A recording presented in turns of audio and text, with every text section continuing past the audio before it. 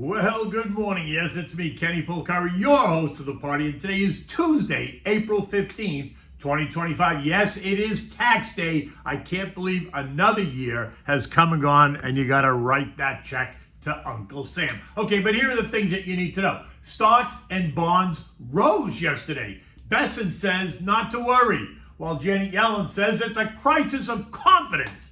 Gold is up, oil is flat, yields are down. Import-export price index due out today. What will it reveal? And what do we have for dinner tonight? We're going to have the steak Florentine. Really, it's a delicious dinner. Okay, so stocks and bonds kicked off the week on an uptick. The Dow up 315 points. The SP up 43. The NASDAQ gained 107. The Russell up 20 points. The transports rallying by 164 points. The equal-weighted S&P was up 80 points, and the Mag 7, well, that failed to follow suit, falling about 16 points, so not a disaster, which is essentially flat. Apple gained 1%, Meta lost 2.2%, Amazon down 1.5%, Microsoft was down 0.2%, Google was up 1.3%, Tesla was flat, and Nvidia was flat.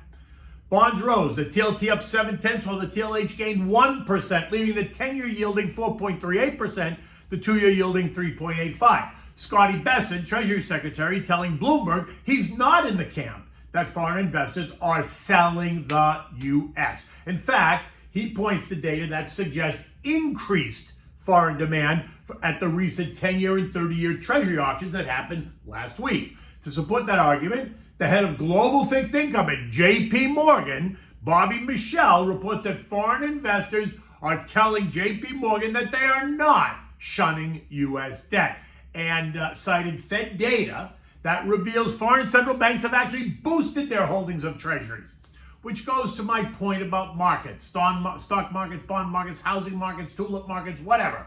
There are both buyers and sellers. Bonds, like stocks, don't just vanish. Every sale has both a buyer and a seller. So when someone sells, they have to sell it to someone. You need both sides, like stocks. When the anxiety builds, buyers are the ones in control. They pick the price, which is usually lower, and if the sellers are really anxious enough, they hit the bid. They don't offer, they just hit the bid, and prices decline. And for bonds, and yields rise. Conversely, when the mood shifts and the buyers are aggressive, it is the sellers that take control. They offer at higher prices, and if the buyers really want it, they reach for it. And they take the offer. They don't bid, they just take the offer, and prices rise. And for bonds and yields fall. So the idea that everyone is selling bonds oversimplifies a complex market. Everyone cannot be selling because that suggests that there are no buyers, and that clearly is not the case. Bond sell-offs, like stock sell-offs, reflect specific triggers, like tariff fears, inflation expectations, or forced liquidations, earnings, right? Sellers could be hedge funds, meeting margin calls, could be cash needs, could be balance sheet management, ETFs that have to rebalance risk, individuals, and yes, some foreign selling for sure. But demand always persists, and the buyers could be hedge funds, foreign central banks, actively managed bond funds, pension funds, insurance companies, and individuals, right? Think about it. If Fidelity is selling Apple, the Capital Group might be buying Apple. Or if AIG, an insurance company, is selling a 10-year bond, you might have the Germans, right, a foreign company, buying 10-year bonds. All of them are just managing risk, and they have a view about current valuations. So that's what brings buyers and sellers. The same way you do when you buy a stock. This is not overcomplicated. In the end, rising bond yields will bring out plenty of buyers. Means falling prices send yields higher. Yesterday, Janet Yellen took to the airwaves to stoke the flames, saying that falling bond prices and a falling dollar are all indicative of foreign investors that are shunning the U.S., saying that the weakness suggests a loss of confidence. This from the woman who chose not to refinance long-term debt, the 10s and the 30s, at about 1.5% during the early 2020s when she could have, which, as we discussed, suggests a massive error in judgment. But because now we have to refinance that debt at 4+% rates. Look, our bond market is a $50 trillion in size. It's 1/3 of the global bond market, which is $150 trillion.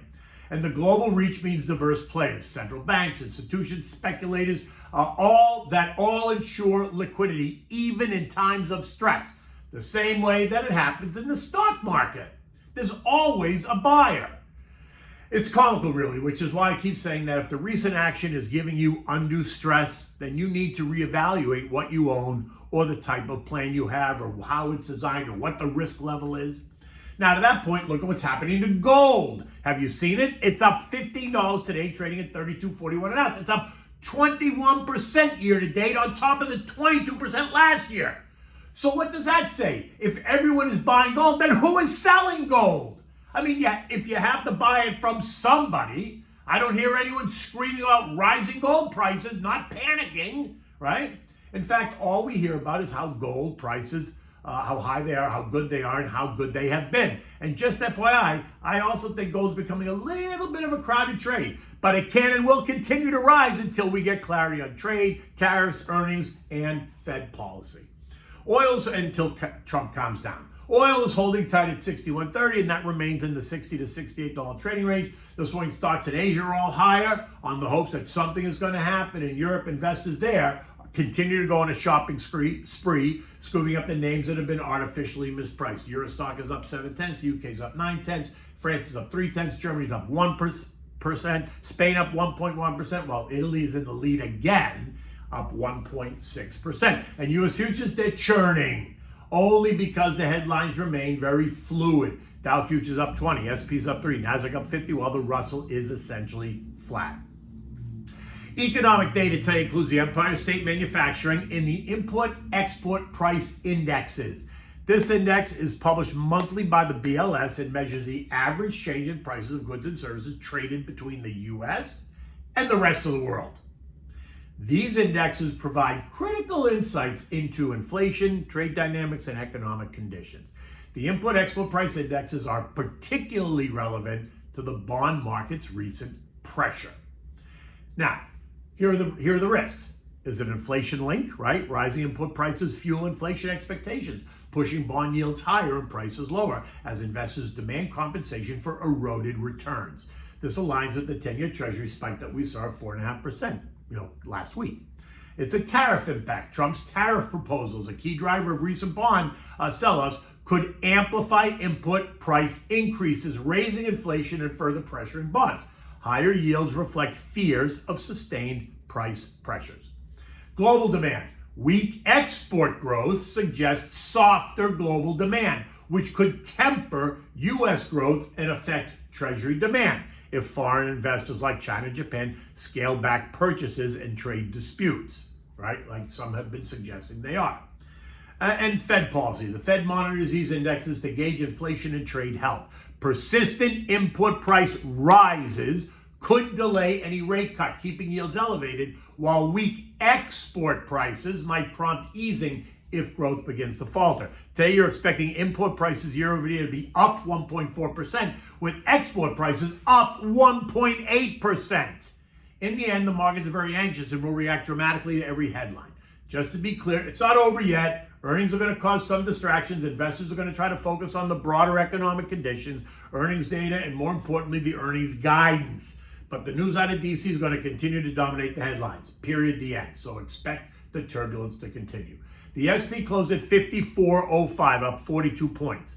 The earnings parade continues. Johnson & Johnson, PNC, and Bank of America all reported this morning, and they all beat. So far, I think we're running at a 90% beat rate. I know, it's only 3 days, Kenny, so slow down. Remember, it's also tax day today. It's a shortened trading week. Expect volumes to decline as we move into Thursday. Remember, Friday, the markets are closed for Good Friday. My sense is, and I continue to say it, that we are closer to the bottom than not. We remain in that 48.35, 57.75 trading range, which is very wide. Expect the volatility to continue until we get more clarity on trade, rates, and policy, right? Period. Again, you got to get comfortable with being a bit uncomfortable. You got to stick to your plan. You don't panic. And if the recent pullback is causing you undue stress, then please call me to discuss. You can get me at 561-244-2504 or go to the slatestone.com website and click on the Contact Us page and send me off an email or put KP in the message box and I will be happy to give you a call. Okay.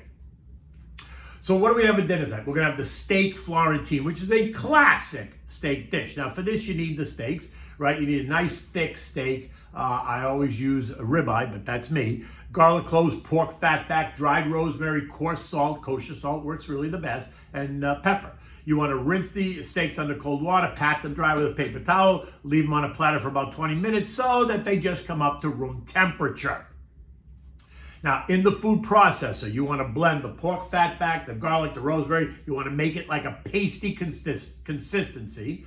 Next, you're going to wash your hands, and you're going to massage this paste mixture into the steaks on both sides all around, taking the time to make sure that you have worked the meat and the mixture really well. Now season the salt and pepper, season the steak with a little bit of salt and pepper and set it aside. Now light your grill, turn the heat up to high. Let the grill get really hot because it's got to be really nice and hot when you put the steak down. Place the steaks on the grill, cook for about 4 minutes per side depending on the thickness. And this is going to result in a medium rare steak. So 4 minutes, flip it, 4 minutes, take it off. If you add a couple more minutes on each side, you're going to get a more cooked center, well done steak, right? Remember though, when you remove the steaks from the grill, you're going to cover them, let them rest for about 4 minutes, allowing the cooking to continue and allowing the juices to flow. Once you're ready, you sort of serve this on warm plates. Mashed potatoes and peas always works well with this dish, along with a mixed green salad with maybe a red wine vinegar dressing or anything you like. This meal deserves a robust red line. I always prefer the Brunello di Montalcino. It's really a delicious, delicious wine, and especially it goes really well with this dish. Look, it's another beautiful day here in South Florida. So until tomorrow, I am Kenny Polcari. You take good care.